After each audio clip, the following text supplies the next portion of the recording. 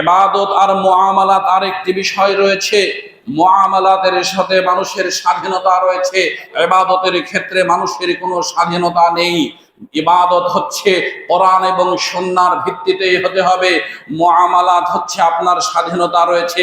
পোশাক পরিধান করবেন আপনি, এই পোশাকটা আজকে জুমার দিন যাব সাদা পোশাক পরব নাকি আমি সবুজ পোশাক পরব, আপনার স্বাধীনতা রয়েছে।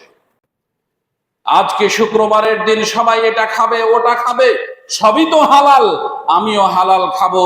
তবে আমি কি খাবো? আমি মুরগি খাবো না, খাসি খাবো না, গরু খাবো না, মাছ খাবো না, ডাউল খাবো না, শাক খাবো। এটা মুআমালাত, আপনার স্বাধীনতা রয়েছে। এখানে আপনাকে আল্লাহ ইবাদতের জন্য বাধ্যবাধকতা করেনি, ইবাদতের জন্য বাধ্যবাধকতা করেছে কতটুক? আপনাকে হালাল খাবার অবশ্যই খেতে হবে, বিসমিল্লাহ বলে অবশ্যই খেতে হবে, ডান হাতে অবশ্যই খেতে হবে, বসে থেকে অবশ্যই খেতে হবে। এই ক্ষেত্রে আল্লাহ ইবাদত নির্দিষ্ট করেছে।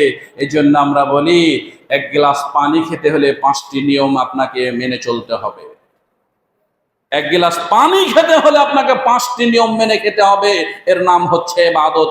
যদি 5টি নিয়ম আপনি না মানেন তাহলে আপনার ইবাদতের ভিতরে থাকলেন না।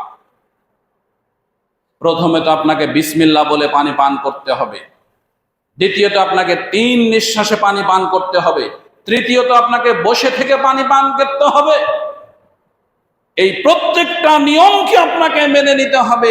এগুলোর ভিতরে আপনি মনে করবেন যে আমি 3 নিঃশ্বাসে খেলাম না, 2 নিঃশ্বাসে খেলাম, এখানে আপনার মুআমালাত চলবে না। এখানে ইবাদত, এই পানি খাওয়াটা আপনার জন্য ইবাদত, এটা আপনাকে করতেই হবে। পানি খাওয়ার পর আপনাকে আলহামদুলিল্লাহ পড়তে হবে। এখন এই 5টি নিয়মের কোনো একটি যদি আমি ছেড়ে দিয়ে বলি এটা আমার মুআমালাত, এখানে আপনার মুআমালাত চলবে না। আল্লাহ সুবহানাহু ওয়া তাআলা নবী মুহাম্মদ সাল্লাল্লাহু আলাইহি সাল্লাম এগুলো নির্দিষ্ট করে দিয়েছেন। প্রিয় উপস্থিতি, আমরা বলছিলাম সুন্নাত এবং বেদাত কোনটি? সুন্নাত হচ্ছে যেটা কোরআন এবং সুন্নাহর ভিত্তিতে চলে।